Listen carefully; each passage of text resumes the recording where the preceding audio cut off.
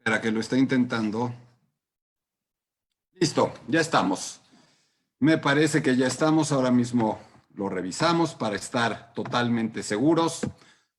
Un momentito más, les pido a todas y a todos.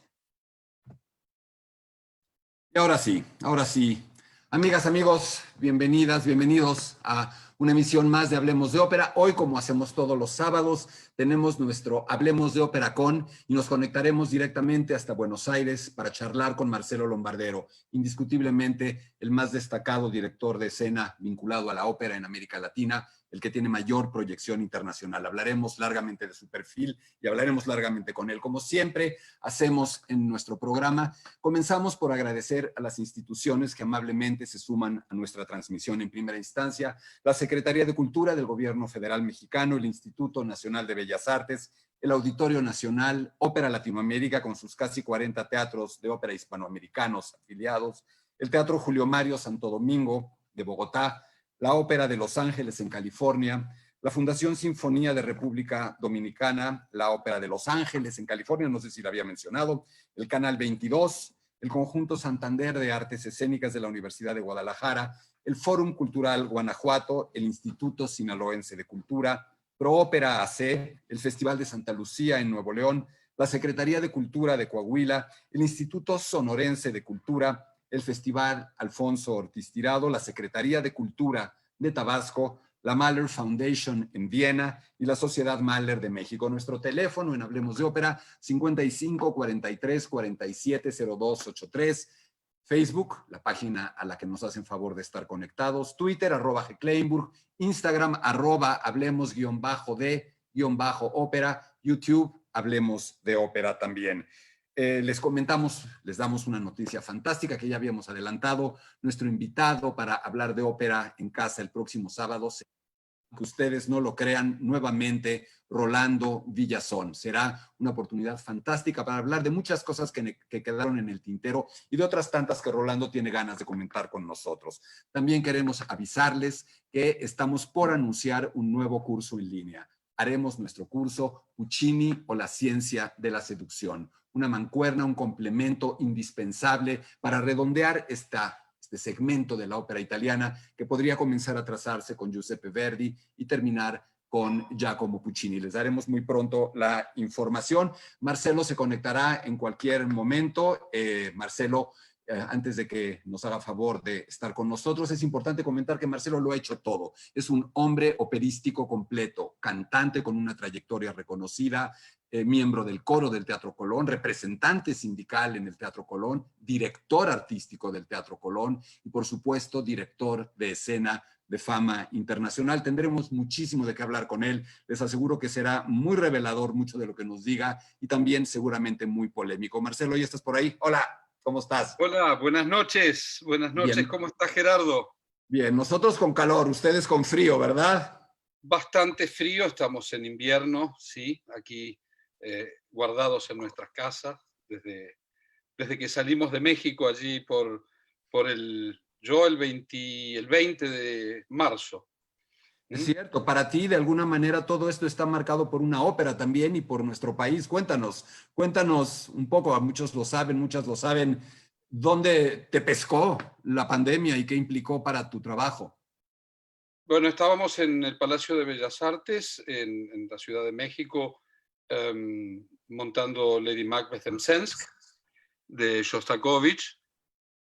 Y bueno, fue en el momento donde se declaró la pandemia y la verdad es que tanto las autoridades del teatro, de ópera, de bellas artes, como los mismos cuerpos artísticos fueron muy conscientes en su momento del peligro que venía y tuvieron el reflejo, el rápido reflejo de bueno, cancelar la producción y repatriarnos a todos los que estábamos por ahí y cuidar la salud, que es lo más importante. Así que bueno, yo tuve la suerte de llegar el día que se declaraba aquí la cuarentena, así que bueno, tuve la suerte de que del aeropuerto vine a hacer mi cuarentena a mi casa y desde ahí estamos aquí, en este momento, en este paréntesis distópico que nos ha propuesto esta modernidad, ¿no?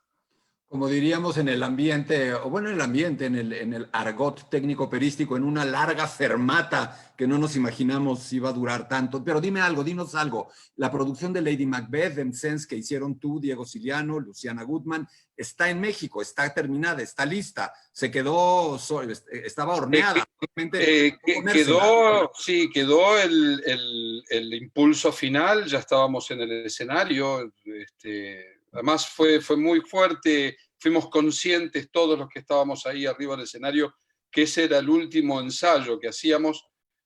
Yo tuve una sensación muy fuerte en ese momento de tener esa sensación de que era el último ensayo y vaya a saber cuándo volvíamos a tener otro, pero ahí está la producción, sí, lista para que se haga y esperemos, tenemos muy buenas noticias, es más, yo solamente tengo palabras de agradecimiento como siempre con México y con el Palacio de Bellas Artes y con el Y en INBA. particular, y con Alonso Escalante como director de la Ópera de Bellas Artes. Que no tengo otra cosa que agradecimiento y reconocimiento a su labor porque han estado siempre al lado nuestro y la verdad que se han portado de una manera excelente y sé que de la intención de que hagamos esta producción, que además para mí, yo debo confesarte, Gerardo, que era un largo sueño hacer esa ópera, esa producción en México, porque me parecía que es una ópera necesaria.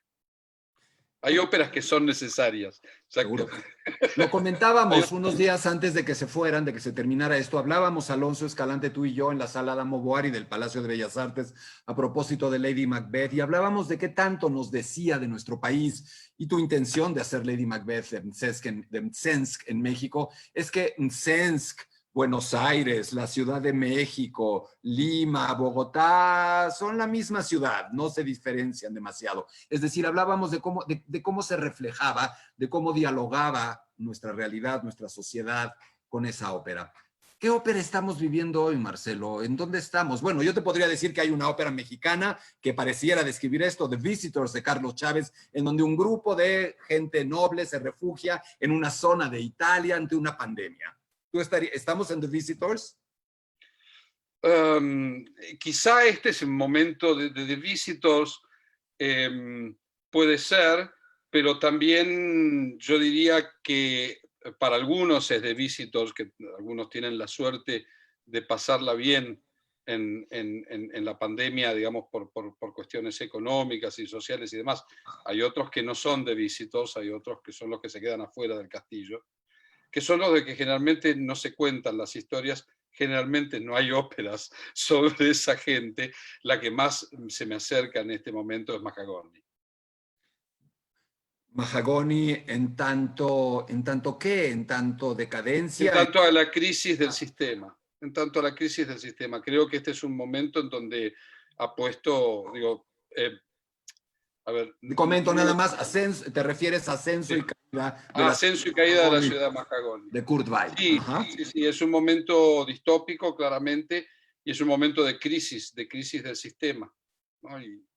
Y eso que lo hace, está haciendo crujir todo lo que pensábamos hasta ahora. Ahora, yo quisiera en algún punto poner un mensaje un poco esperanzador en esto. La humanidad ya ha pasado por esto y cuando después de pasar por una situación como esta, ha habido hechos culturales y sociales muy importantes. Así que digo, no, como generación tenemos que en principio mirar para atrás y aprender de atrás para resignificar nuestro momento.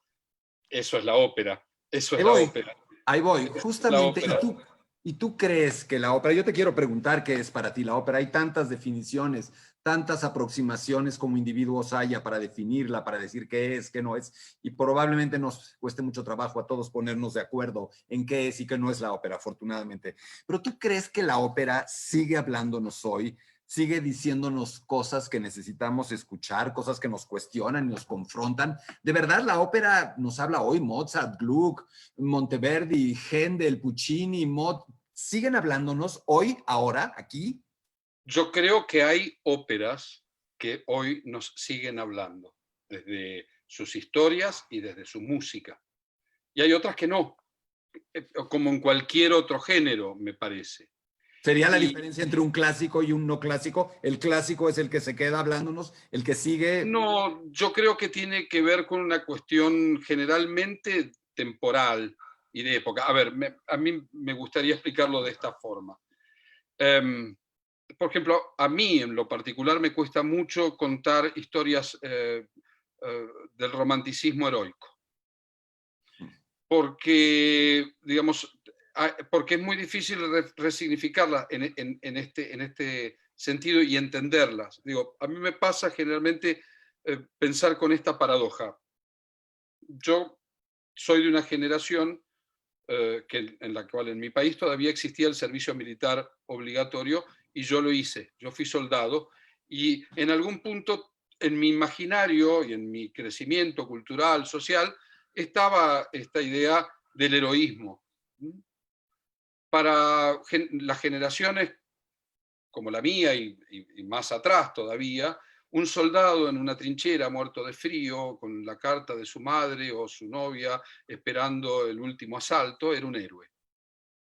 Hoy es un mercenario o un estúpido. Digo, Pero a lo mejor hoy un trabajador sanitario se podría acercar a ese bueno, heroísmo. está bien, digo, sí, hoy es posible y es posible resignificar eso, pero hay una bajada cultural, digamos, y hay ciertos conflictos y ciertos problemas que, digamos, son muy difíciles de solucionar.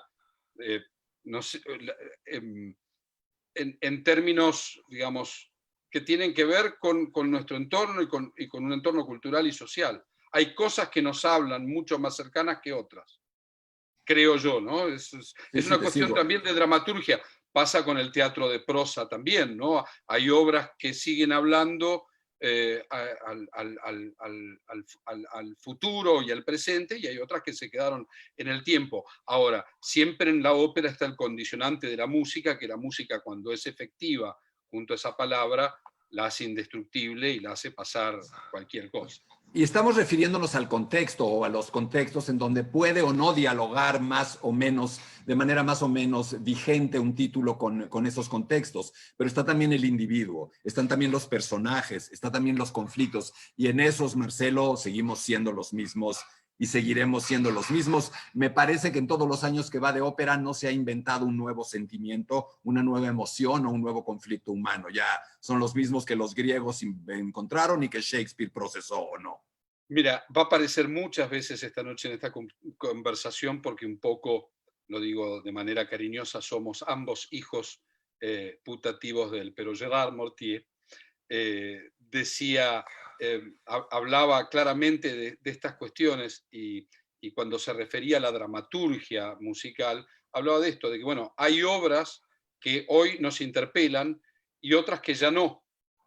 Hay otras que ya no, y que en algún momento volverán. A ver, para verlo de alguna manera, toda este aluvión del barroco que asomó, digamos, en la segunda mitad del siglo XX para acá, y sobre todo en los últimos 20 años, era Hablas de toda la absolutamente... exhumación de este repertorio tan olvidado. Exactamente, exactamente. Era absolutamente impensable y seguramente no cabían los cánones estéticos y éticos de las generaciones anteriores. Nosotros somos una generación que creció escuchando ópera, casi no viéndola, porque somos la generación después de la Segunda Guerra Mundial que escuchó ópera más que verla, porque Sí, sí. los medios electrónicos... Hablaremos mucho de esto, hablaremos mucho de esto, pero me detengo en algo, hablando de la vigencia, no vigencia, más allá de la temática, más allá de las emociones, más allá de los contextos, el formato, el lenguaje de la ópera. ¿Cómo puede seguir siendo vigente ese lenguaje para los chicos de iPhone, de app, para los chicos Black Mirror, que dicen que en 4 o 5 segundos, si no atrapaste su atención con un video en redes sociales, estás perdido y queremos atraparlos con 4 o 5 horas? Es un esfuerzo. Yo creo que no hay una dicotomía ahí. Yo creo que una computadora y una tablet y un teléfono no es un teatro, de la misma manera que no es una escuela. Y digo, y el hecho social del teatro, el hecho, no solamente la expectación, sino que el hecho social, el hecho democrático de la polis, de estar mancomunados frente a un espectáculo, siendo todos iguales, es algo que el ser humano necesita porque es una forma de aprender. Es una forma, es la manera que el ser humano ha, desde la invención de la cultura y en todas las culturas, porque no solamente en la cultura latina o occidental, donde la ópera y el teatro parecen ser los grandes eventos culturales en este sentido, pero digo, está la ópera china, está el teatro no, digamos, todas estas formas teatrales musicales, porque además es todo esto que estamos hablando es teatro musical, tiene que ver con una forma en donde nos representamos y nos vemos, ¿no? Es como si me hubieras leído el pensamiento. Es exactamente el siguiente texto que tengo escrito. Para que veas que no miento, te lo leo. Me la paso hablando de que la ópera es un género dramático y no musical. Mucha gente rechaza mi comentario. Mucha gente se sorprende. Parece un comentario provocador para ver qué sucede cuando les digo la ópera no es un género musical, es un género dramático. Pero es una verdad histórica en cuanto a su origen, al menos. Después evolucionó, se musicalizó. Yo no sé si se pervirtió y duró como ópera pura 20 años o si realmente se terminó de gestar. Yo te pregunto a ti, ¿qué ha sido todo? Cantante, corista, líder sindical, director del Teatro Colón, director de escena. ¿Cómo defines el género? ¿En qué apartado lo colocas? ¿Desde dónde te acercas a él? ¿Qué es la ópera? Teatro musical. En ese orden. No, De hecho, no es música teatral, es teatro musical, no música teatral. Pero el punto es este. A ver, el término ópera es un término incompleto. Porque en realidad ópera es obra. Era ópera y música, ¿no? Decían ópera. Exactamente. Y se le dejó este título en que habla, en que nuclea toda la cosa, obra. Es la obra. Con lo cual, a ver, aunque la música y la gran discusión prima la música poi le parole, y supongamos que la música está por sobre le parole, supongamos que así sea, el hecho y la manera de contar esa música es dramática. Con lo cual es un hecho teatral, es un hecho que sucede en un escenario, que sucede en un espacio en donde hay una acción dramática. Con lo cual es un hecho teatral, no es un hecho musical. Estamos de acuerdo, estamos de acuerdo. Y no... pero digo, esto no es una cosa fundamentalista, ni siquiera es bajarle el precio a la música, sino claro, darle a la música el lugar que tiene en el centro, porque ahora vamos a hablar cuál es el lenguaje de la ópera, porque eso es otra cosa. La ópera tiene un lenguaje muy particular que es la conjunción en general, el lenguaje, el idioma, vamos a hablar, mejor dicho, el idioma de la ópera, es un idioma comprendido por dos lenguajes. Uno es el lenguaje hablado, el idiomático, y el otro es el lenguaje subjetivo de la música. Lo que decía Richard Strauss en Capricho, las palabras suenan, los sonidos hablan, todo es confusión. La ópera es una confusión. De hecho, nació como un malentendido. Totalmente. Eso lo hemos comentado, coméntalo tú también para que vean que no estoy solo en mi cuento de que nuestros amigos de la Camerata Florentina durante el Renacimiento tardío se sacaron de la manga. No sé qué estaban bebiendo o qué estaban consumiendo cuando...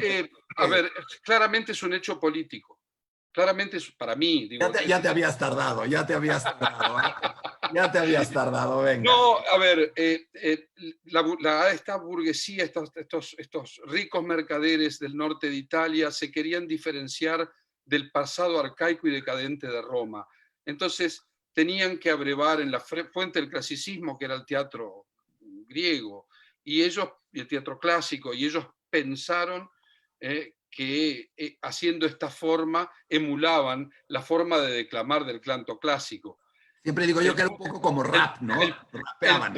Exacto, pero el punto es que hubo un genio en el medio que se llamaba Claudio Monteverdi y que le dijo, y si a esta forma de recitar cantando le agrego unas canciones y unas danzas, y así nació esto, Y tan equívoco es que ustedes saben que claramente, ¿no? Todos lo saben, que fue para un casamiento de unos ricos Gonzaga, y no se le ocurrió mejor idea que hacer la historia de Orfeo. A un pobre hombre que la mujer se muere, va al infierno a recuperarla, no puede, y después reniega de las mujeres. O sea, Ey, pero si había ahí una yo me historia, detengo. si No, yo había me una detengo. historia si había una historia que no era para festejar un casamiento, era Ah, Orfeo. no. Le Pero cambió el sí final. era una historia para festejar el canto. Absolutamente, Fuerza del canto. absolutamente, Siempre lo absolutamente. digo, ¿qué milagro más grande puede obrarse en un humano que revivir al ser que ama? Es el milagro ulterior, no hay más. Y Orfeo le es dado hacerlo porque puede cantar, porque puede hacer música. Es en ese sentido metáforas o alegorías más bellas al poder de la... Absolutamente, yo te lo estaba hablando en términos muy irónicos, digamos, en este sentido hablando del malentendido, ¿no? Y aquí nos Pero, acercamos a tu terreno. pero para cerrar esta idea, digamos, esta idea, digamos, yo le llamo política, pero también la podemos decir social y cultural, esta idea de estos nobles de establecer esta idea de una cultura propia, yéndola a buscar a un lugar que no era la que le quedaba más cercana, que era Roma. Roma en ese sentido tenía ya la grandiosidad del imperio. Estos reinos o ducados del norte de Italia no tenían eso. Y en la evolución de la ópera, volviendo para atrás, cuando la música evoluciona por supuestamente la historia, no la teatralidad crece porque en el mismo momento en donde la música crece, estamos hablando del barroco más tardío, Händel, Vivaldi, etcétera, etcétera, aparece la maquinaria teatral y aparece la iluminación teatral y aparece la forma del teatro y todo tenía que ser espectacular, con lo cual es un hecho dramático, teatral. Ahí aparece tu trabajo, ahí nació tu trabajo. Ahí nació Sí. tu trabajo. Y ahora quiero hablar sobre eso, porque hablábamos de malos entendidos, de equívocos, de confusiones. Y entramos al terreno de las puestas en escena. Un terreno que tiene que ser la sustancia o una de las sustancias esenciales de esta conversación y que en mis charlas, en mis comentarios, es el tema en el que suelo recibir más comentarios adversos, cuestionantes sobre lo que digo. Mi amor, mi filiación por estas puestas en escena que ahora veremos cómo calificamos. Pero a mí me llama la atención que exista este purismo de tanta gente diciendo lo que debe hacerse, lo que no debe hacerse, lo que es exacto, lo que no es exacto, lo que es coherente, lo que no es anacrónico en una puesta en escena, soslayando la cantidad de equívocos, de errores, de anacronismos, de especulaciones que hay en el propio origen del género. Dicho esto, yo te pregunto, y sé lo que me vas a contestar, ¿tus puestas en escena son radicales, son modernas, son provocadoras? Se pueden definir qué es una puesta en escena tradicional. Generalmente los directores de escena menos tradicionales ponen una cara de ingenuidad como la que vas a poner tú, diciendo que lo que haces es totalmente tradicional. Yo me acuerdo cuando le pregunté a Calixto Vieito y Calixto Vieito me dijo que no, que él hacía cosas muy sencillas y muy tradicionales. Entonces, ¿por qué provocas eso? ¿Por qué provocas que alguien se pueda salir de una puesta tuya en escena de Carmen o se pueda enfurecer porque tus bodas de Fígaro parece que tienen más estética de una telenovela de Verónica Castro o porque... ¿Qué haces? ¿Por dónde te acercas? Empieza a platicar de tu trabajo, por favor. ¿Y qué Es larguísima la pregunta, pero hay una respuesta que es sencilla. Yo creo que es mucho más sencillo enojarse con una puesta en escena que con la música, porque supuestamente es más complicado comprender los supuestos errores de una interpretación musical. Eso por un lado, entonces, digamos, lo que se está viendo ahí y hay una forma, digamos, una idea de cierto público que prejuzga. Pero yo, en principio, no coincido con Calixto y coincido con que él es un director de escena tradicional, al igual que yo. Bien. Al igual que yo, sí, claramente. Yo soy más tradicional que Calixto. Y somos directores tradicionales, voy a hablar en primera persona, porque yo necesito contar una historia, esa historia que está ahí adentro, y necesito trabajar con la música. Con lo cual soy un regisseur, un director de escena tradicional, y lejos estar de algunas escuelas que trabajan de otra manera, totalmente todas respetables. Por otro lado, debo decir que yo no creo que haya descreo en la dicotomía de puesta tradicional y puesta moderna, porque cualquier puesta, hecho teatral que se produce en la contemporaneidad es una puesta moderna. Esa es una salida semántica, lingüística, pero bueno. No es no solamente eso, sino que el hecho teatral es un hecho contemporáneo que se realiza ahí. Ahora, de lo que estamos hablando son de lecturas. Y ahí yo creo que empiezan unas cuestiones que tienen que ver con los gustos. Yo empezábamos hablando antes en el bloque anterior sobre un tema generacional que tiene que ver con que nuestras generaciones y las generaciones que aman este arte crecimos escuchando ópera. Y escuchar ópera es algo fascinante porque la puesta en escena se la hace uno. ¿Cuántas veces has escuchado una ópera y has imaginado tu puesta en escena? Todo el mundo. Las mejores puestas en escena que yo conozco son las que me he imaginado. Pero además de eso, como seres humanos que somos, tenemos una impronta cultural que nos queda, lo que se nos graba en principio y de chicos queda ahí para siempre. Nadie jugó al fútbol para mí como el Boca del 78. Pero bueno. Las finales que te iba a hacer, pero bueno. Pero para sacarlo un poco de la ópera, digo, o ya no se boxea como, no sé. Mantequilla Nápoles. O Mantequilla Nápoles, digo, sí. Ya, entonces, y la verdad es que uno tiene que hacer el esfuerzo. Y otro punto, como hecho teatral, musical, teatral, que es la ópera. La ópera, como decíamos, el teatro tiene que reflejar lo que pasa, digo, es un espejo de la humanidad. No es que no es periodismo, el teatro no es periodismo, no es eso, pero tiene que tener una consonancia con lo que sucede en nuestro entorno, con lo cual es necesario hablar de nosotros. Y cosas que ya están por sobreentendidas en otras disciplinas, como el teatro o el cine. Nadie se plantea hacer Shakespeare como en la época de Shakespeare, salvo que vayas al Globo a ver teatro isabelino. Pero de todas maneras, tampoco nadie pretende hacer Brecht como en la época de Brecht, sería anacrónico. Ya eso está totalmente. Marcelo, el tema es que lo están viendo como un fenómeno teatral y al no verlo como un fenómeno teatral, esto que estás diciendo no es ni siquiera válido. Si lo ves pero volvamos, saquemos la puesta en escena y vayamos a la interpretación musical. ¿Alguien puede entender que hoy, con lo que digo, a ver, no estoy hablando mal de ninguna manera, al contrario, solamente que lo tengo que mirar con la estética de su momento?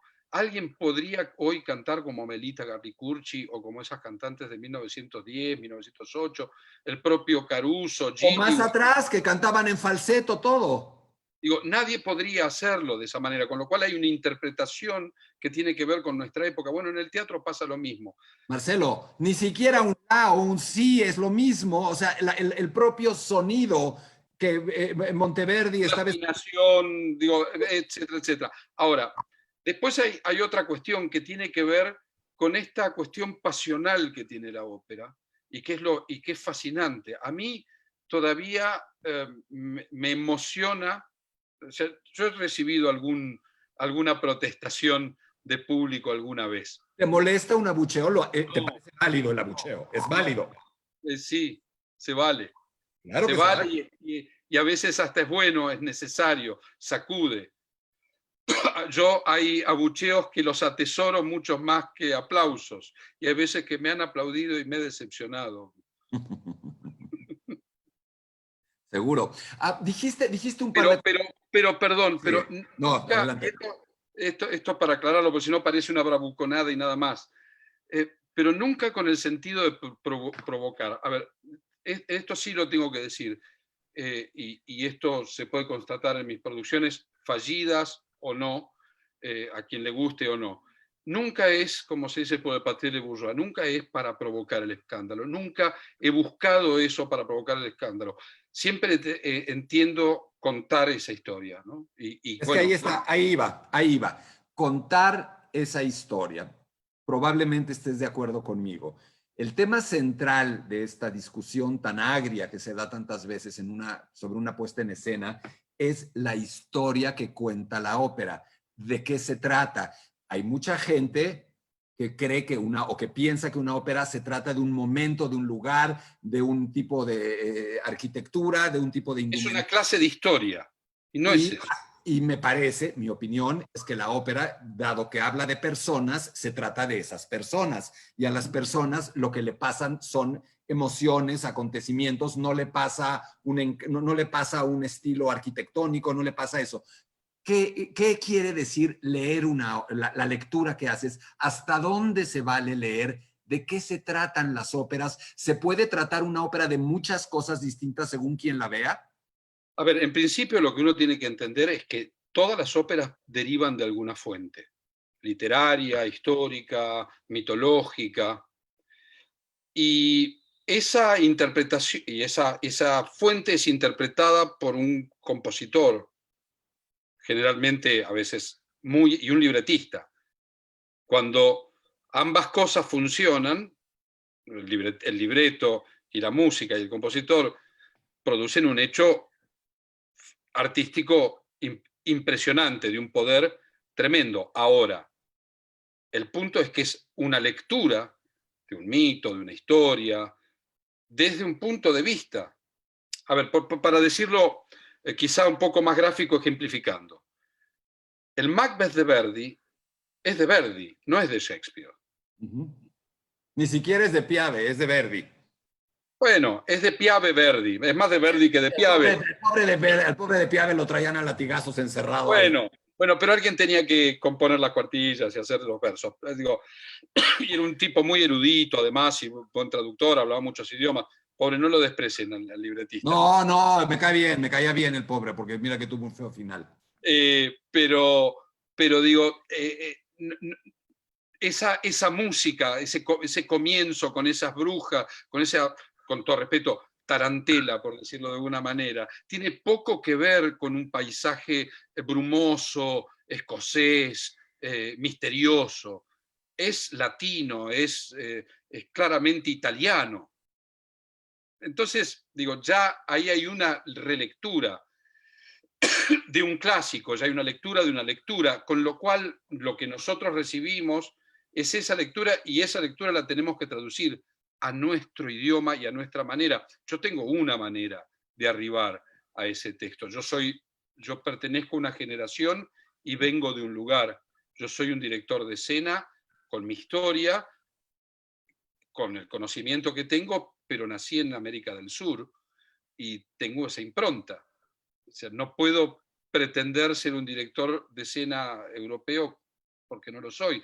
Y Bueno, creo podría, que, hay muchos bueno, directores, gente que se siente director de escena en América Latina que juegan a ser Bob Wilson o a ser... bueno, no es mi caso. No es mi caso. Yo creo que, y si hay algo en lo que me esfuerzo, es justamente es tener esta mirada propia y esta voz desde aquí, desde el sur del mundo. Pero te preguntaba, ¿se puede tratar una ópera de muchas cosas? Es decir, para mí la Traviata se puede tratar del sacrificio, para otros se puede tratar de la doble moral, para otros se puede tratar de una infección respiratoria, para otros se puede tratar de una cortesana. Bueno, Es, hay infinitas lecturas. Hay infinitas lecturas. Y no hay una ¿Toda lectura. lectura es válida, Marcelo? ¿Toda lectura es A válida ver, demostrar en el escenario? yo creo que hay, digamos, en el teatro tiene que suceder algo que cause el efecto necesario, especie de divertimento oculto. O sea, que si tiene que divertir, divierta, y si tiene que emocionar, emocione. Uh-huh.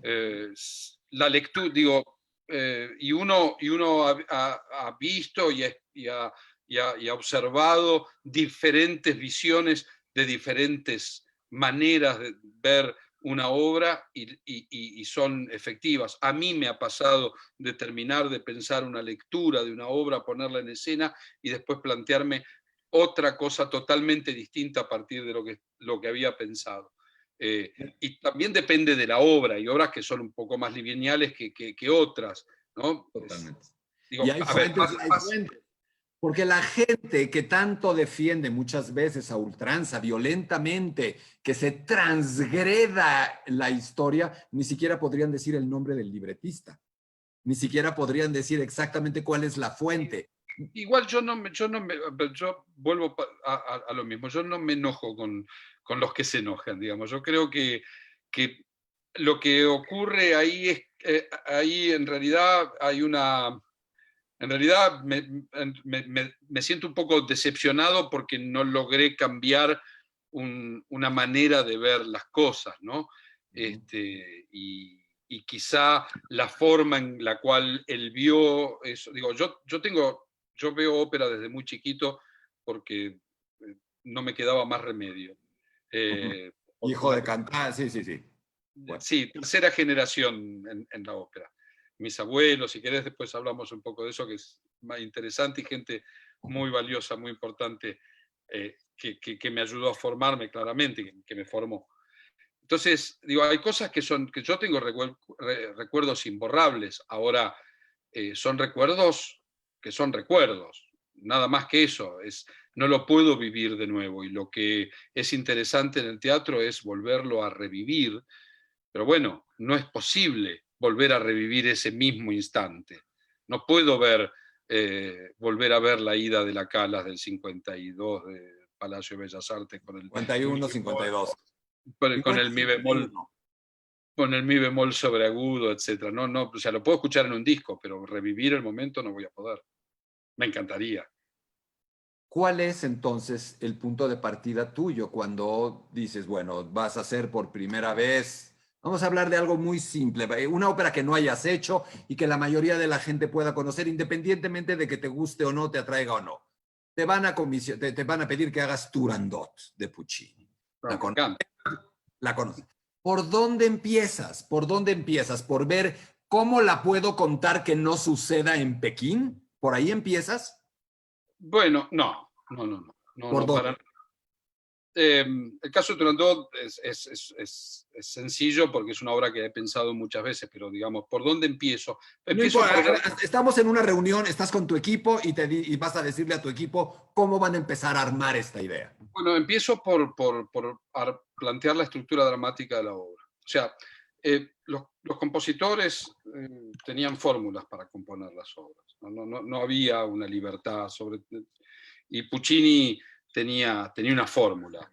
Y Turandot, bueno, digo, y uno entonces toma la obra, la abre y ve qué forma tiene esta obra, cómo está desarrollado el cuento, qué es lo que utiliza Puccini, cuáles son los elementos que utiliza Puccini para contarlo. Por supuesto, el argumento es lo primero, leer el texto, por supuesto, pero después entender la forma teatral musical que el compositor pensó.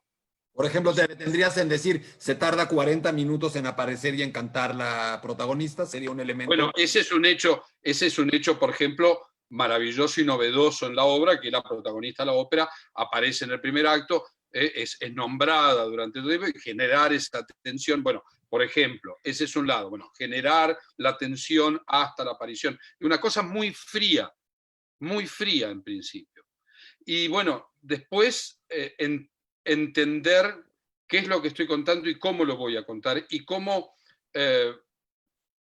mis elementos teatrales, dramáticos, históricos, sociales, que hay en esa historia en donde yo pueda entrar a trabajar con mis elementos, ¿verdad? ¿Y el ¿Cómo lo... público? ¿Es lo mismo pensar esa producción para Pekín que para Tegucigalpa? Es buena pregunta. Yo creo que uno tiene que tener en cuenta al público siempre, eh, eh, pero no el público melómano,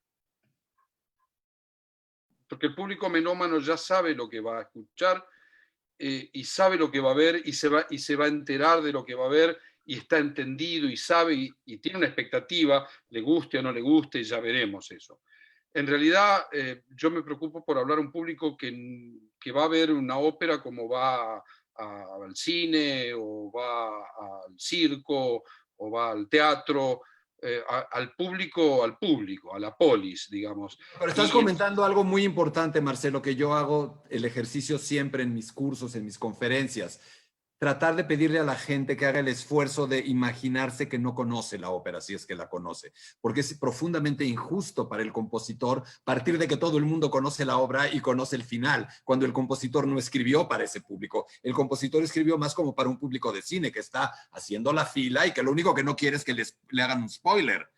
Entonces, piensas en el público, piensas en el lugar. absolutamente, pienso en el público, pero siempre, generalmente, pienso en el público lego. Pienso que el público va a ver esa historia por primera vez y la tiene que entender. Esto no quiere decir hacer una forma teatral tradicional, y de hecho mis puestas no son por ahí, pero sí ¿No que sí? esforzarme en sobre todo que la historia sea inteligible y sobre todo resignificada, que eso que está sucediendo arriba del escenario de alguna manera tenga un impacto sobre nosotros. Pero te contestarían, el compositor ya lo hizo, Marcelo, no te preocupes. Puccini ya sabía lo que tenía que hacer y lo sabía hacer mejor que tú. El purista o Pero yo no toco a Puccini. No, la música de Puccini está como está, el texto de Adami está como está, y no hay ninguna transgresión, por decirlo de alguna manera, en ese tipo. Lo que hay es una manera de contar y de narrar la historia. A veces puede ser efectiva o a veces puede ser equivocada. Esto puede suceder en una producción tradicional como en una producción, como dicen, moderna, pero no pasa por cómo está vestida la gente, creo yo. Estoy de acuerdo, porque muchas veces también es posible, seguramente estarás de acuerdo, hacer una producción, y me encantaría ver un día una producción tuya, absolutamente sorprendente en tanto sucede en el lugar correcto, vestidos correcto, pero toda la interacción dramática, psicológica y emocional transformada. Eso Mira, estaría fantástico. yo tengo una anécdota. Siendo director de un teatro, de uno de los teatros que yo fui director, pedí una apuesta de Rigoletto a un director de escena y le hice un encargo. Yo generalmente cuando dirigía un teatro no le decía al director de escena, hace esto, pero a él sí, le hice un encargo, le dijo, yo quiero un Rigoletto renacentista, en Mantua, de época, pero con todo lo que esa historia cuenta. Por ejemplo, Y la relación entre Gilda y su papá, que es un poquito rara, ¿no? bueno, no, y es una historia de pedofilia, visto en aquella época y visto en esta época. Es el rapto de una menor por un noble y el poder. ¿Más? Totalmente. Y la obra, de todos modos, por supuesto, nadie, hubo gente ofendida de la misma manera, porque, por supuesto, en el primer acto comenzaba con una orgía. ¿Qué es lo que sucede? Bueno, pues sí, por cierto, sí, Y sí. en las orgías suceden algunas cosas, y hubo algunas cartas de lectores en el diario al otro día, hablando de que gente que había ido con hijos al teatro y que habían visto eso Rigoletto, y yo tuve que salir.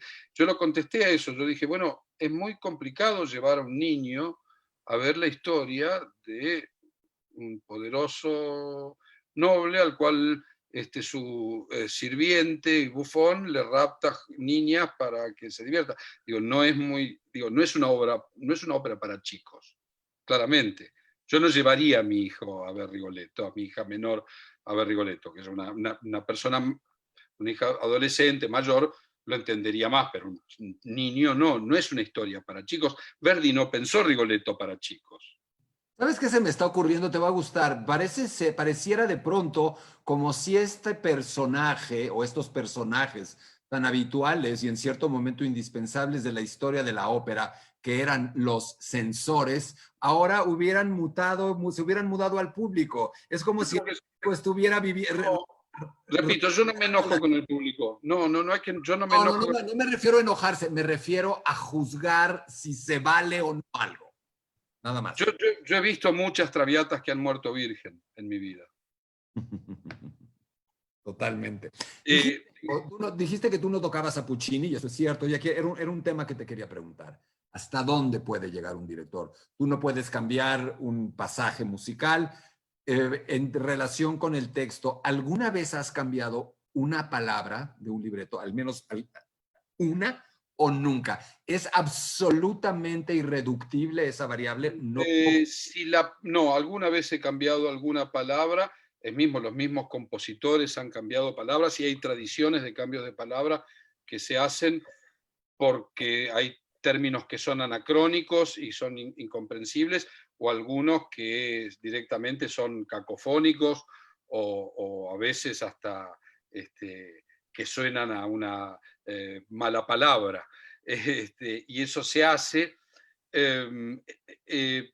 y según el repertorio, digamos, y según el compositor, una cosa es cortar recitativos en una ópera con recitativos secos y otra cosa es cambiar texto. Yo tengo un problema de base, que es que soy músico, con lo cual me cuesta mucho cambiar la música. Yo no puedo, digo, yo necesito trabajar con ese material y, digo, salvo en música que está pensada para ese tipo, digamos, el primer barroco, Monteverdi, Cavalli, y el barroco que tenía esta cosa intercambiable también y la idea de armar pastiche, pero generalmente no. Generalmente... Ya que hablamos de tocar o no tocar el texto, se me acaba de ocurrir una pregunta, creo que no es una mala pregunta. El subtitulaje. ¿El subtitulaje hoy juega en una puesta de escena? ¿Hasta dónde puede jugar? ¿Cómo Nunca es inocente. El subtitulaje? ¿Cómo lo haces? Bueno, todo depende. Todo depende. Es decir, ¿te involucras con el subtitulaje o lo dejas por su lado? Repito, depende. Digo, si conozco el idioma y tengo posibilidad de injerencia, lo hago. Claro, claro. En algunos teatros no es posible y en algunos teatros no pude, qué sé yo, no he podido revisar cómo estaba la traducción de Tristán y Isolda en checo, ni cómo estaba la traducción de Noche di Fígaro en letón, porque no hubiera podido. Pero sí, también en esos lugares hubo algunas cosas que yo fui muy claro en lo que quería, porque como se dice, la traducción es inductiva. Uno puede inducir el sentido de esa palabra en el sentido dramático que le está dando, por supuesto, en esa traducción, ¿no? ¿Tú crees que no crees en un subtitulaje neutro o crees que se debe mexicanizar y argentinizar dependiendo dónde se presente en cierto límite o no? O a lo mejor de pronto hacer una traducción en lunfardo para una producción muy específica argentina. Pero bueno, es que si el personaje habla en algún tipo de argot, lo tienes que hacer de esa manera. Que pienso algunas óperas rusas, por ejemplo, que hablan un argot, o algunas óperas francesas de fines del siglo XIX, principios del siglo XX, que algunos personajes hablan en un argot particular, ni hablar las obras de Kurt Weill y Bertolt Brecht, ¿no? que hay personajes que hablan en argot. Eso me parece que sí hay que traducirlo al idioma local, ¿no? Pero sí crees que es una herramienta de la puesta en escena, sí lo crees. Si puedes... No existen traducciones, por decirlo de una manera, inocentes. No. Siempre el traductor está poniendo su subjetividad al momento de traducir. Es imposible separarse de eso, por más neutro que quieras ser. ¿Qué se necesita para ser un director de escena? Hay mucha gente que porque sabe mucho de ópera cree que eso ya le permite ser un director de escena. Hay gente que cree que porque cantó muchas óperas ya puede ser un director de escena. Hay gente que cree que porque ha hecho mucho teatro puede ser dirigido teatro, puede ser un director de escena. Hay directores de orquesta que creen que pueden ser directores de escena. Me imagino que hay muchos caminos, pero platica un poco los ingredientes, los irreductibles para ser un director de escena. ¿Tienes músico? ¿Cómo? ¿Tienes que ser músico? ¿Es una obligación? No, ¿Qué es no, obligatorio? ¿Qué no es no, negociable? no, pero sí tenés que, me parece que tenés que tener sensibilidad musical, entenderlo. Ha habido grandísimos directores de escena que no tenían la más mínima idea de la música. Ni siquiera de la ópera, en muchas ocasiones, que llegaban a la ópera no gustándoles la ópera. Exactamente. Patrick Chéreau es el primero que se Ah, me ocurre. en él pensaba, por supuesto. Eh, pero en realidad todo eso que estás diciendo es necesario, o cada una de esas partes, pero la más importante es tener algo para decir y ser libre a la manera de expresarlo y entender este lenguaje, quererlo, amarlo, pero sobre todo comprenderlo. Eh, hay que tener una sensibilidad especial, me parece, para descifrar este idioma, ¿no? Esto que decía, este complejo idioma comprendido por varios lenguajes, todos muy, cada uno muy fuerte dentro de esta sopa, de este puchero que es la ópera, ¿no? Es una Yo especie creo que de... un director, digo, no, respondo en parte a la pregunta que te planteo porque en ello va un elogio a tu trabajo. Yo fui director de la Ópera de Bellas Artes 10 años y si hay algo que yo lamentaba era muchas veces la intransigencia, fruto de la miopía, fruto del desconocimiento y la ignorancia de muchos de los actores en la ópera, que no podían entender que esto tiene que ser una concertación muy amplia, si no el espectáculo se dificulta. En ese sentido, creo que un gran director de escena es aquel que puede, como es tu caso, porque me consta, conocer perfectamente todas y cada una de las áreas y de los componentes del espectáculo para él mismo entender hasta dónde va. Tú eres muy terco, pero eres más conocedor del fenómeno operístico que terco y sabes hasta dónde, sabes hasta Y, dónde.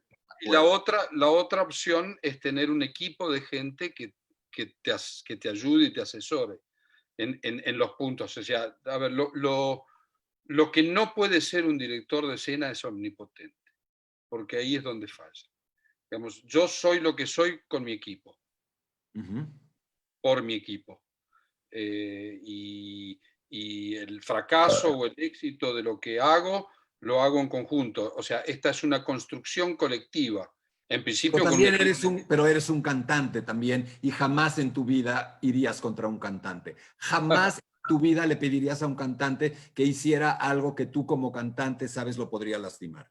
Yo me animaba a todo, como que no sé si Y cantaba, bueno, sí me pero yo acuerdo me que salías animaba. colgado, que era en el cimarrón, ¿no? Que salías haciendo barbaridades. El prisionero salía colgado de sí, como 20 metros de altura, pero amén de eso, digo, no, a ver, yo dentro de los límites de lo posible y de lo técnico, digo, un cantante está capacitado para hacer muchas cosas. Y afortunadamente hoy Y en día, sobre todo. sí, ya hace unos años, ya hace unas cuantas generaciones atrás, los cantantes líricos están preparados para hacer lo que realmente son una profesión muy particular, muy específica y muy compleja, muy difícil, porque un cantante lírico, y ahí es un actor, pero que además tiene la obligación de ser músico y de cantar. En el mejor de los casos, y eso ha sucedido en buena medida por gente como tú y por tu oficio y tu profesión. Los directores de escena inevitablemente han terminado de moldear al cantante moderno. Sí, figuras como María Callas, figuras como Plácido Domingo han moldeado el canto, pero también ustedes, ¿no? Sí, en principio, bueno, nosotros nos debemos a una generación y yo, en principio, como cantante, entendí que no era solamente un instrumento que emitía un sonido, que mi sonido además tenía una facultad, mi instrumento tenía una facultad única que ningún otro instrumento podía tener, que era el de emitir palabras. Que había instrumentos mucho más extensos, más potentes, más dulces, más bonitos, pero este instrumento podía emitir algo, eran palabras, y es la comunicación que tiene la voz humana, es el Esa te la canto, robo, ¿eh? Esa te la robo, un instrumento que emite palabras. Sí.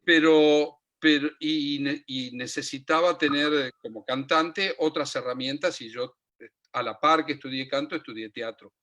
Entonces, eso me hizo, digamos, muy particular en ese sentido, y me hizo tener una visión un poco distinta, ¿no? Vamos a meternos en un poco más de No problemas. solamente del cantante, ¿no? Vamos a meternos en más problemas. Podríamos seguir hablando ad infinitum sobre la puesta en escena, pero me parecería un desperdicio solo hablar de puestas en escena contigo, un desperdicio en el que no pienso incurrir.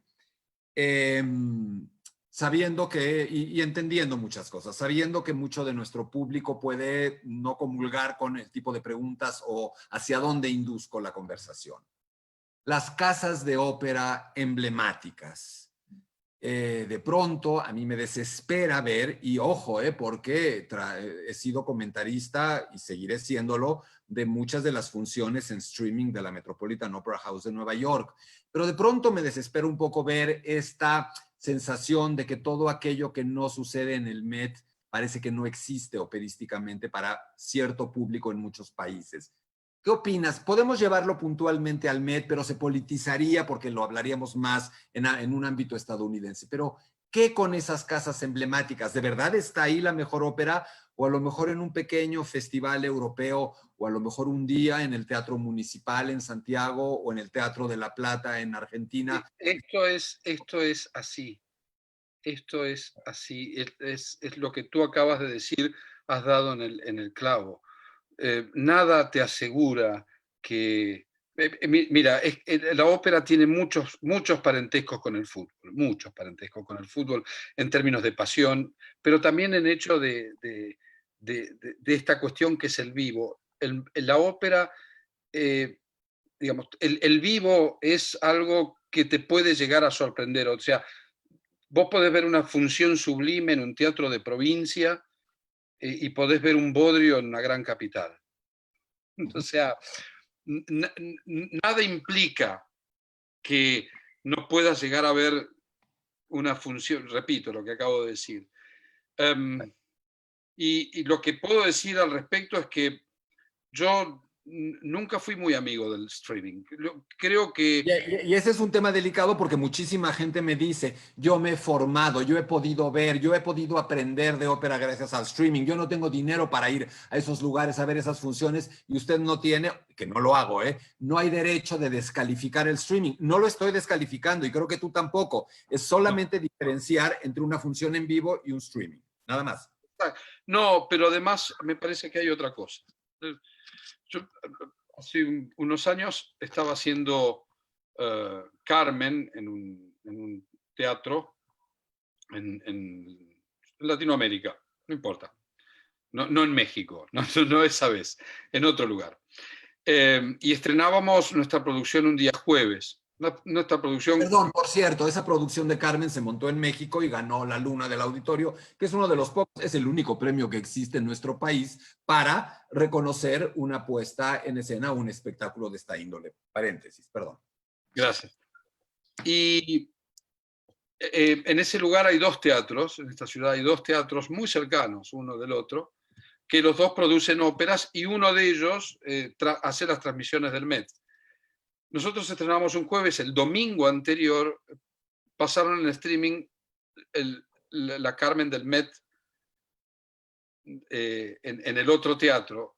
Y yo me acuerdo que me encontré con el director del otro teatro y le pregunté, más allá de estar preocupado por mi producción, pero en general decirle, bueno, tú tienes tu teatro aquí, y aquí al lado hay otro teatro, los dos hacen este espectáculo, y tú te pones a competirle al otro teatro con una producción que no es tuya, que es del Metropolitan, pues vista en pantalla gigante, no es una función, no es tu orquesta, no es tu coro, y te pones a competir con el teatro que está al lado. O sea, la gente que va a ver eso ya vio Carmen, ya está.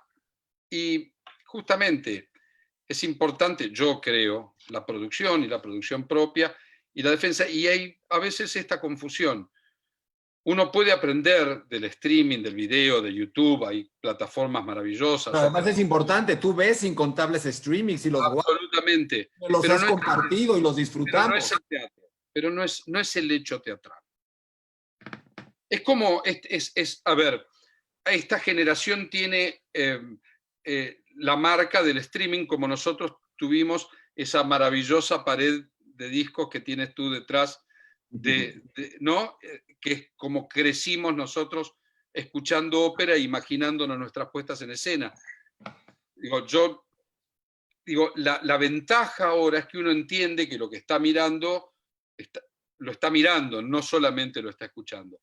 Pero esto del streaming empezó hace mucho tiempo y yo creo que ha sido muy beneficioso en algunos aspectos, pero también ha sido bastante pernicioso en otros. Mismo para los teatros que hacen streaming, y ya se ha demostrado, el mismo Met ha perdido público en pos del streaming, ¿no? Público en vivo, cierto, cierto. Inevitable, nos perfilamos hacia la recta posterior de nuestra charla y regreso al arranque de la misma. El momento en el que vivimos, ¿cuál es la situación de la ópera en la pandemia? Pues la situación de la ópera en la pandemia es el streaming. La situación, a ver, aquí hay una contradicción también, ¿no? En este momento, la manera que podemos disfrutar la ópera es a través del streaming o no. Bueno, no hay streaming, podemos hacerlo en video. Cierto, claro, no sé, es cierto, la transmisión de óperas grabadas no es lo mismo, correcto. Sí. Pero mi pregunta no iba tanto ahí, mi pregunta es, ¿no es esta la primera vez, y lo dijiste tú, que los seres humanos, que nuestras sociedades, que nuestra especie enfrenta problemas de esta naturaleza, acaso no con un nivel de globalización como el que enfrentamos hoy? La Segunda Guerra Mundial fue un evento, el evento reciente más traumático que ha vivido nuestra especie, con sus similitudes y sus diferencias. Pero en un sector muy amplio de la población del mundo, no en todo, se paralizó la actividad operística.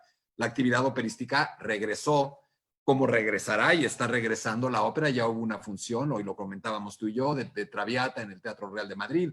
Habrá funciones de ópera en el Festival de Salzburgo, pequeño festival en este año, Pésaro. ¿Cuál es tu pronóstico? ¿Qué va a pasar? ¿Nuevos formatos?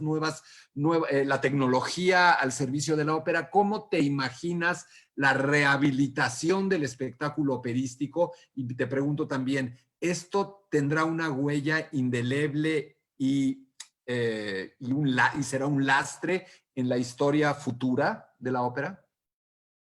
Hoy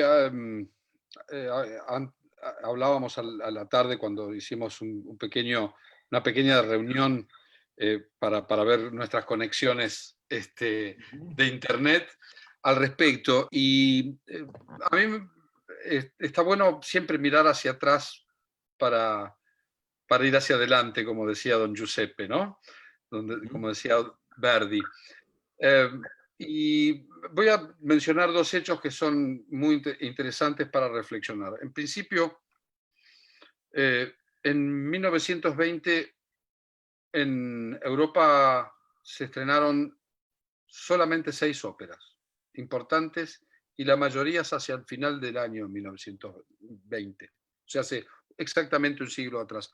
Y me puse a investigar un poco por qué había pasado eso y la razón era muy sencilla. A la mitad del año los teatros estuvieron cerrados por el último brote de la gripe española. De la influenza, sí. Esa pandemia que se llevó, dicen, entre 50 o algunos aventuran el doble millones de muertos en el mundo y que abarcó entre el 18 y el 20. Entonces, solo 6 óperas. Usted piensa en 1920, Puccini vivo, Richard Strauss vivo, los grandes compositores, el momento de expansión del género operístico más impresionante. Solo 6 óperas. Bueno, los teatros estuvieron cerrados. Uno va a las imágenes de esa época y ve la gente con los barbijos y todo. O sea, es como una foto en reflejo de este momento. Y después de eso, bueno, y el otro dato, la historia del soldado. La historia del soldado de Stravinsky se iba a estrenar en el 18, no se puede estrenar justamente por la gripe española y tiene que esperar hasta el 24 para ser estrenado. Hay crónicas que dicen que la gente hasta 1922 todavía había resquemores y demás. en las sociedades por el tema de la influencia. Esto va a pasar. Lo cierto es que la buena noticia es que después de la gripe española vinieron los años locos, con lo cual hay un poco de un gran esperanza. premio de consolación, ¿eh? Sí, sí.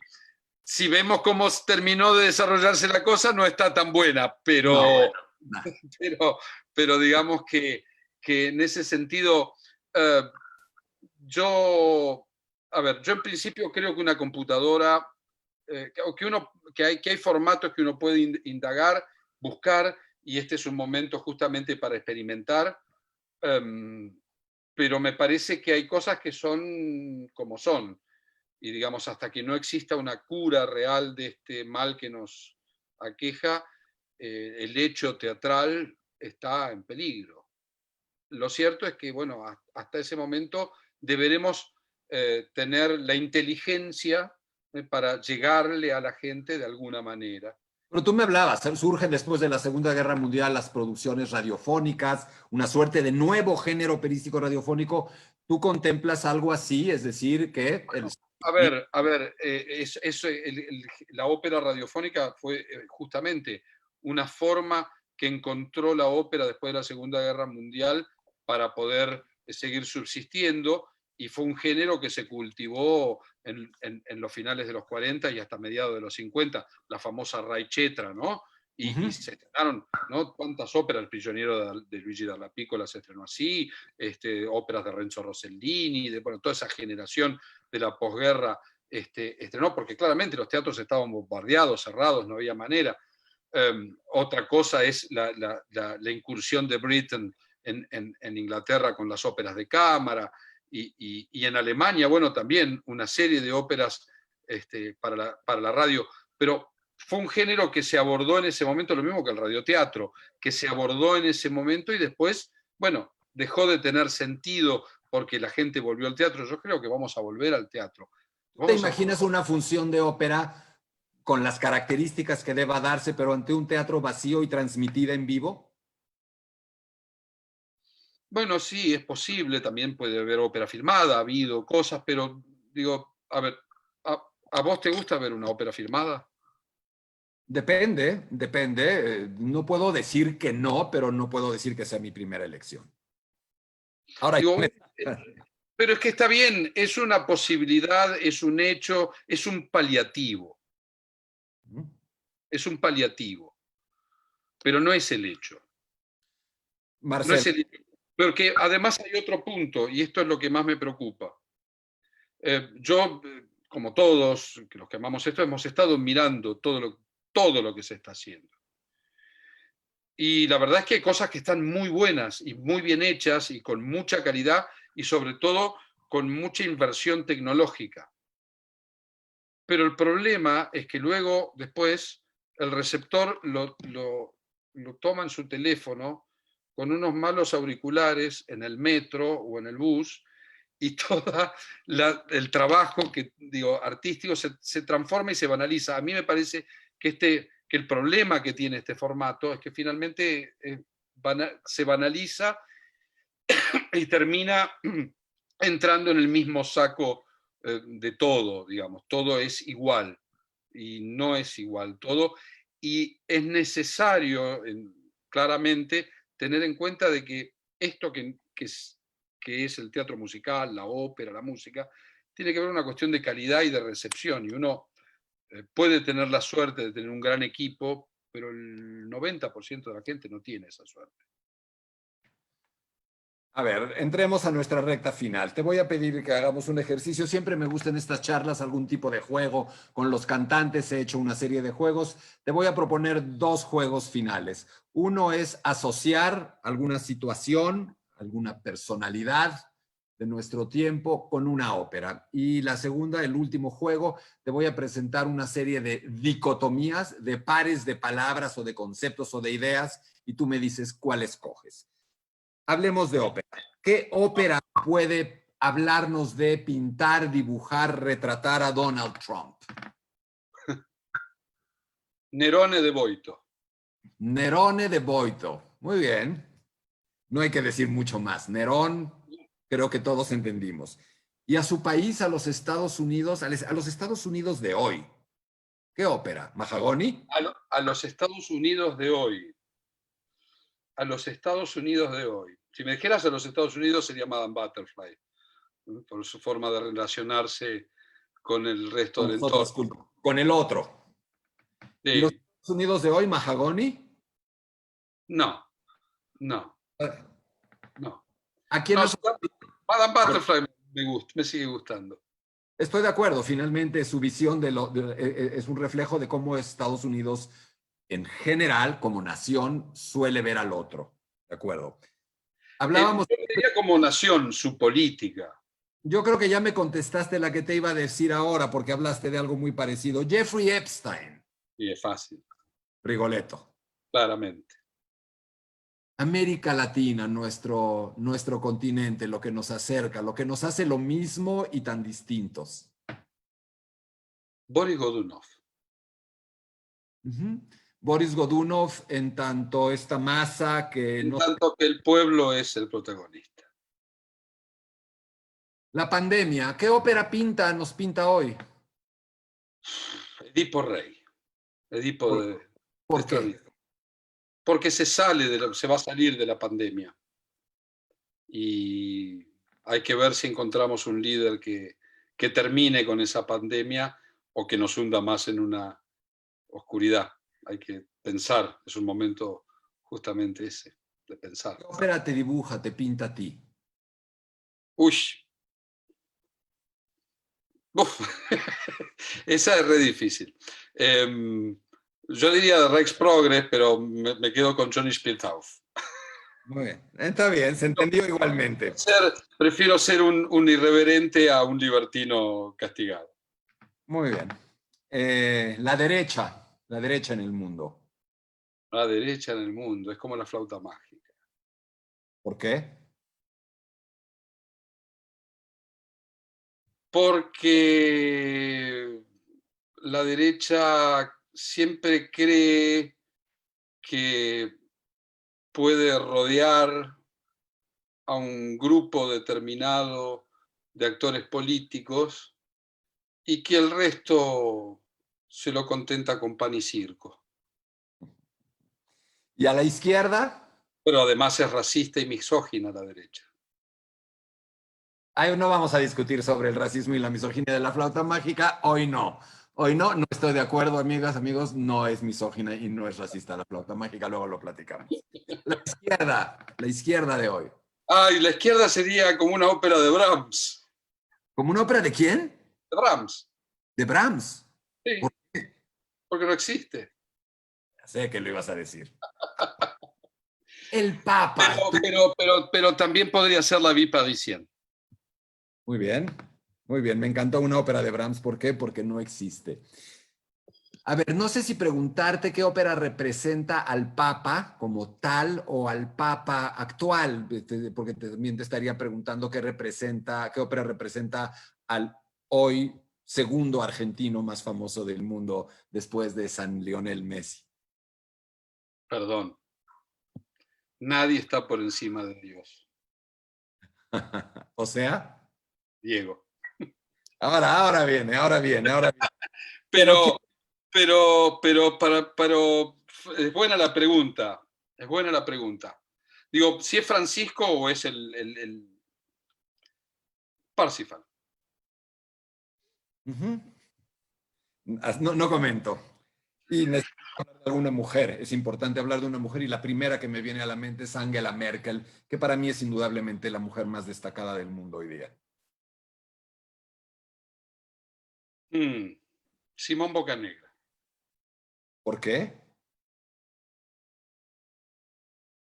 Porque ¿Evo gridando pace, evo gridando amor? un poco, ¿no? Y un poco esta función de hermanar diversos conflictos y muchos intereses y tener el tiempo para hacerlo. Esperemos que sí. Ahora, yo te voy a decir dos palabras o dos ideas y tú me dices cuál. Son preguntas. ¿Boca o River? Es fácil. por supuesto. Boca. Boca, aunque me abandonó, debo decirlo. A mí el fútbol me abandonó. ¿Messi o Maradona? No, no hay manera. Ya te la contesté antes. Dios, Padre, Espíritu Santo y después el resto. Tú y yo tenemos algo entre muchas otras cosas en común, además de una amistad entrañable de tantos años ya. Pero también tú, al igual que yo, cuando juegan la selección de México y la selección de Argentina en un mundial, lo cual se ha convertido en una linda tradición, tenemos un problema porque tu país es el país que yo más amo después del mío y sé que el mío es el país que tú más quieres después del mío. México contra Argentina, ¿a quién le vas? Ah, es difícil. Yo te Sí, dije que el fútbol me abandonó. tú di que México y yo digo que Argentina y queda todo bien. Yo lo que puedo decir es que en cuestiones futbolísticas eh, he pasado varias finales, por ejemplo, he tenido la suerte de, por ejemplo, estar estudiando en Italia cuando fue el Mundial 90 y tuvimos la dicha de eliminar a Brasil y a Italia, y estar escondido una semana en el hotel después de eso porque no podía salir. Y después también estar en Chile las dos veces que nos eliminaron En la Copa este, América. en Copa América, sí. Terrible, ya no hables de esos dolores. No contestaste, ¿eh? No No, contestaste. no voy a contestar. No puedo contestar. ¿Mozart o Rossini? Ah, fácil, Mozart. ¿Verdi o Wagner? Quiero comentarios, quiero una palabra. Mm.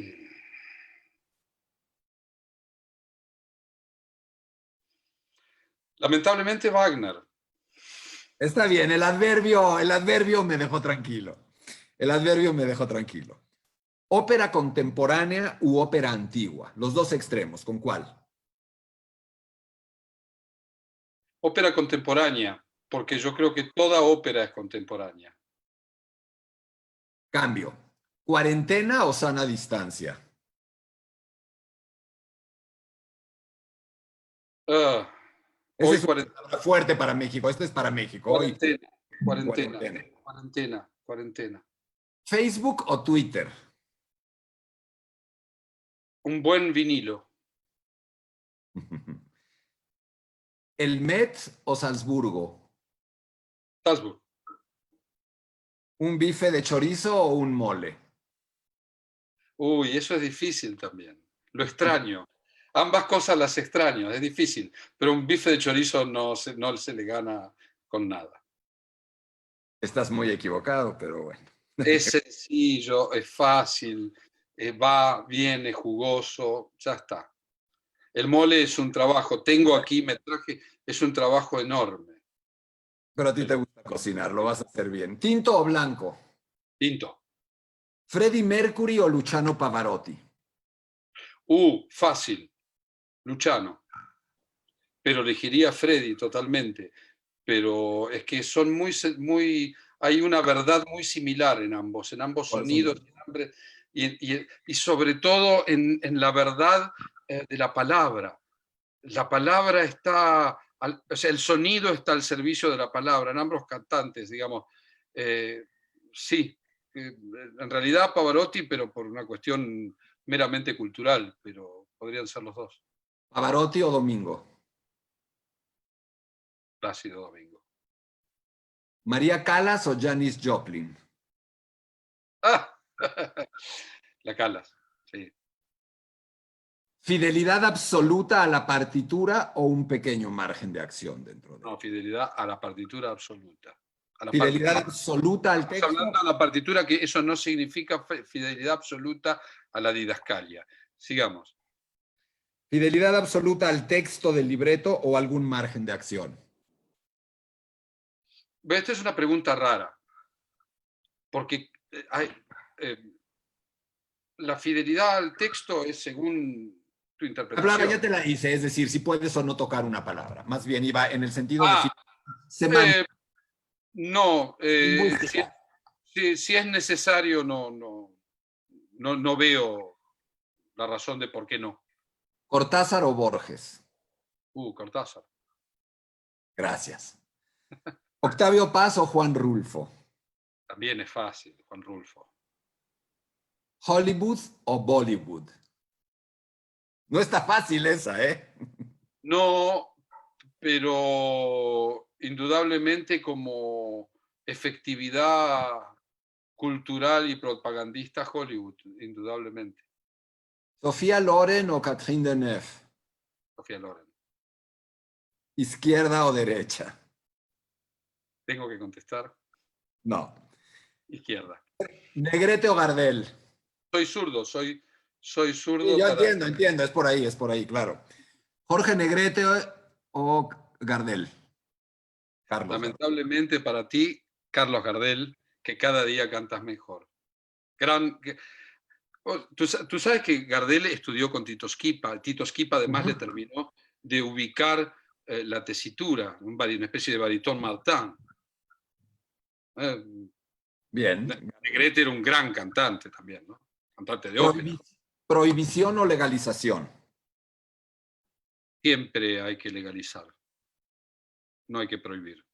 ¿Vida eterna o punto final? Punto final. Si solo pudieras poner en escena una ópera más en tu vida que nunca antes hayas montado, ¿cuál sería? Una sola. Es la última que voy a contar. Boris Perdón. Godunov. Gracias, por eso nos llevamos bien. Y ahora, si solo pudieras reponer una ópera más en tu vida que ya hayas montado, ¿cuál sería? Hablo Parsifal. de tu puesta en escena. Parsifal. Marcelo, gracias. Gracias, de verdad. No. Ha sido una charla fantástica. Creo que da para más. Hubo un momento de nuestra charla en la que te dije que te imaginaras en una reunión con tu equipo de trabajo. ¿Por qué no convertimos esa imaginación en una charla futura en la que con tu diseñadora de vestuario, Luciana Gutman, con tu diseñador de escenografía y a veces también diseñador de iluminación, Diego Siliano, tengamos una charla para que nos platiquen, para que cuenten a nuestras amigas y amigos de Hablemos de Ópera cómo trabaja un equipo, cómo cocina, cómo es esa cocina operística, cómo funciona. ¿Te parece?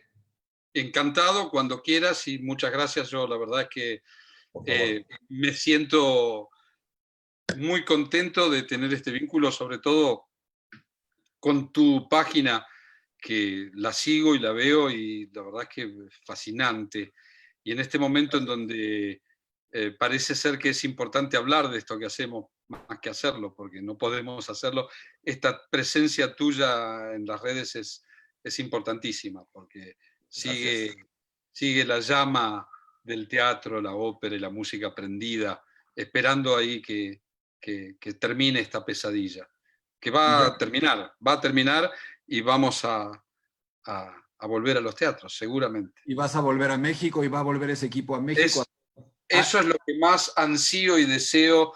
En realidad debería haber dicho lo que deseo hacer es esa Lady Macbeth en Bellas Artes. Pero es un hecho que se va a hacer y quedas emplazado como ya lo habíamos acordado, a que cuando esa Lady Macbeth se haga en México, haremos de nuevo un curso, una preparación para irla a ver y tendrás, me gustaría, en presencia, sin sana distancia, un encuentro con la gente que nos haga favor de acompañarnos para que en el Palacio de Bellas Artes puedas platicarles, puedas acercarlos in situ a tu puesta en escena de Lady Macbeth de Msensk, que estoy absolutamente cierto suceder en el primer semestre del año que viene, no tengo duda. Ojalá, y a todos tus oyentes, web escucha, o como se les llame hoy, a quienes están expectando este chat. Muchas gracias por estar ahí y cuídense, que lo más importante es la salud y la vida en este momento. Muy buenas noches. Gracias, Marcelo. Amigos, amigas, me despido yo también. Los invito, Marcelo, el próximo sábado, acompáñanos también. Velo, por favor. Rolando Villazón estará de nuevo con nosotros. Claramente, Rolando se vuelve un muy buen amigo también de Hablemos de Ópera. Hay muchas cosas que dejamos pendientes y muchas cosas que Rolando muy puntualmente quiere comentar con ustedes este próximo sábado. Así es que acompáñenos.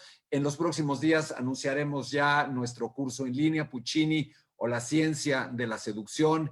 Y en mi opinión, quédense en casa, guárdense, es importante todavía. Nos vemos en la próxima. Gracias por acompañarnos.